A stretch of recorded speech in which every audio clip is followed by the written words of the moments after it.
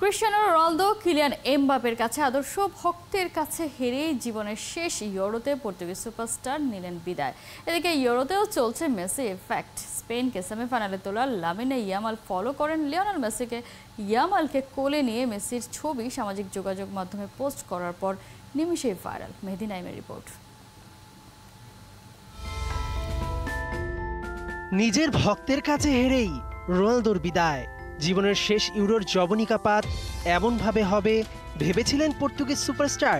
ভাগ্যের লিখন বুঝি একেই বলে। কিলিয়ান এমবাপে সারা জীবন আদর্শ মেনেছেন যাকে, রিয়াল মাদ্রিদে খেলতে চেয়েছেন যাকে দেখে, সেই রোনালদো দলের জন্য কিছুই করতে পারলেন না। জীবনে প্রথমবারের মতো এত অসহায় ক্লান্ত পথচারী। ইউরোতে কোনো গোল না করেই নিলেন বিদায়। এখন জন্ম সনদ দিয়ে খোলো বিকাশ স্টুডেন্ট অ্যাকাউন্ট। নিজের বিকাশ নিজে কর। এর আগে 2016 ইউরোর দুই ফাইনালিস্টের লড়াইয়ে বল দখলে এগিয়েছিল পর্তুগালি। জম্পেশ ম্যাচ, সোয়ানে টক্কর।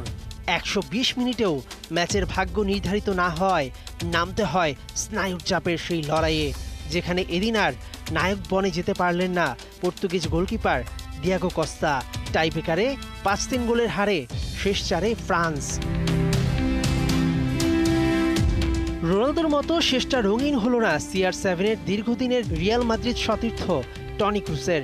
মিউনিখের অ্যালিয়েন্জ অ্যারেনায় 120 মিনিটের থ্রিলারে স্পেনের কাছে 2-1 গোলে হার জার্মানির। 119 মিনিটে মিকেল মরিনোর গোলে আসরের কোয়ার্টার ফাইনাল থেকে বিদায় আয়োজকদের।